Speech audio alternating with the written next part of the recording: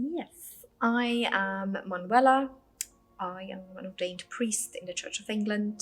I currently am curate at Leicester Cathedral and St Nicholas Church, which is where we are currently. And I have moved to Leicester about a year ago, previously lived in London, and have grown up in Switzerland.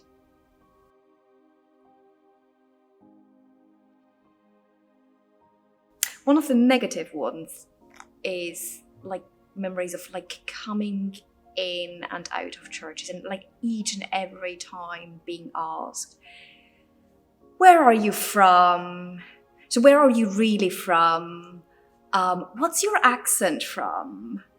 And then just having to have conversations about Switzerland and fancy holidays and kind of never getting beyond that.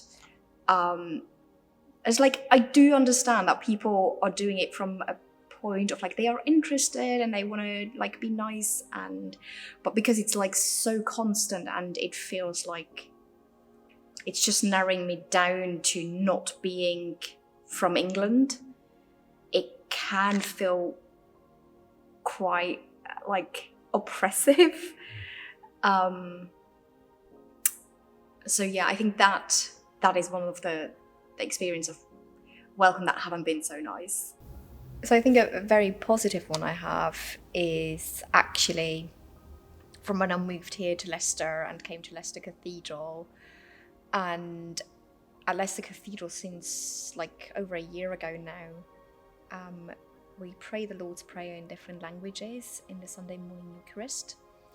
And when I came here, I was invited first of all to pray the Lord's Prayer in my mother tongue, Swiss German, and also to occasionally lead it in my mother tongue. And it sounds like such a small thing, but actually it was incredibly meaningful for me, because when I first came to the UK, especially within the church, I felt quite a lot of pressure to get rid of anything non-British about me. My accent, my story, my life from before. And over time, like, that pressure has lessened and I don't feel it quite so much. But as I was invited to participate with my own language in the service, that really changed something for me to come to understand my culture as something that is not something that I have to hide away or like that needs to be managed so it doesn't offend anybody, but as something that I have to offer as a gift as well.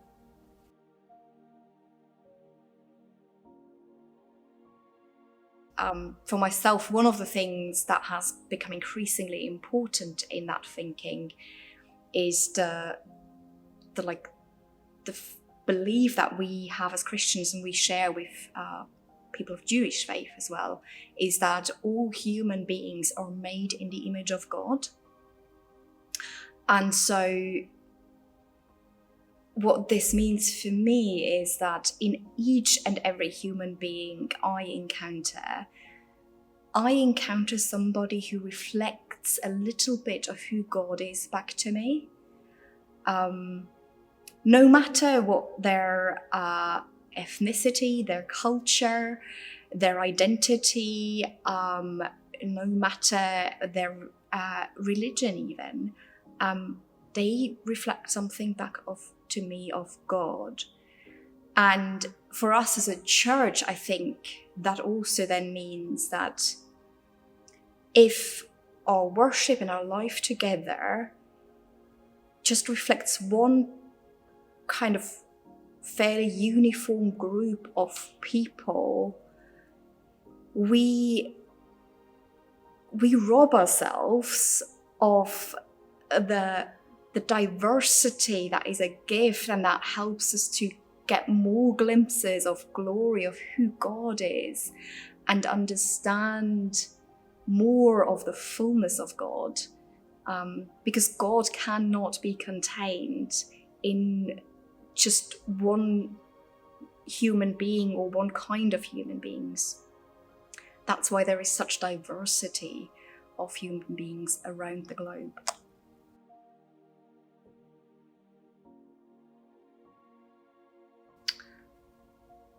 I think one very simple and very possible way is to do that is by looking at who's at the front on Sundays, like who does the readings, who leads intercessions, prayers, who does the music.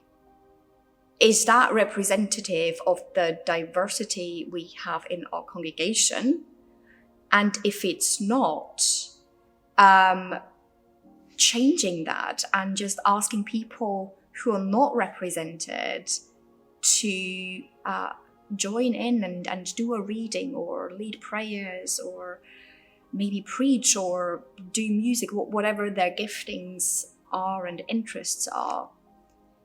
It means that one is welcome if one is different as well, and that welcome means not just to sit in a pew, but actually participate and shape the worship together.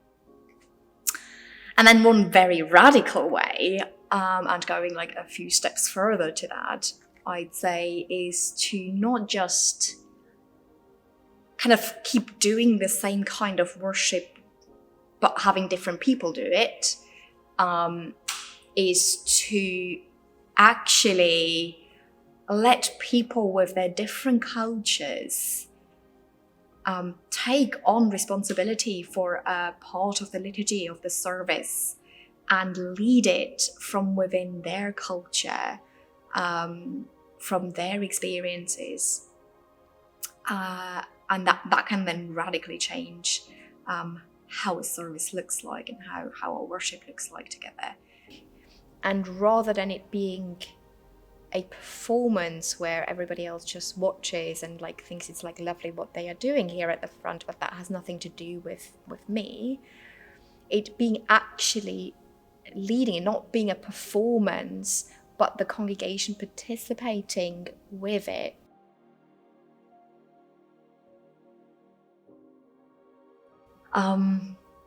Well, the way we engage with each other as congregations, I have quite often also seen congregations that are diverse, but actually everybody stays within their own little groups.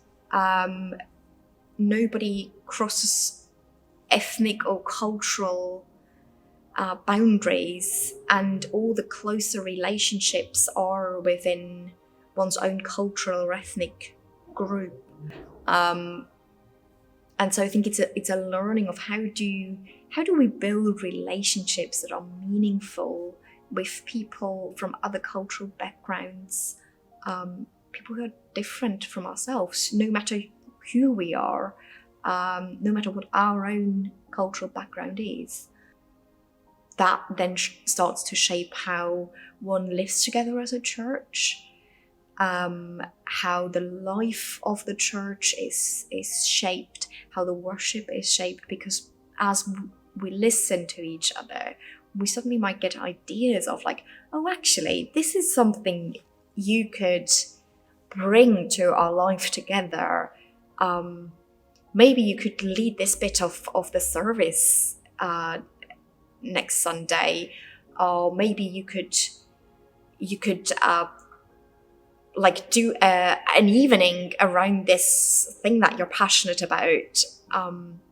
Then it becomes welcoming because it is visible to those who come through the doors and those who encounter those who are being welcomed in that way, that there is space for whoever comes through the door with all of their story, all of who they are culturally and within their identity, to be part of this community. It's not just some bits of one's story or one's culture are welcome here, and thus we have to park at the door, but all of who we are is welcome and is is wanted in shaping who we are as a community.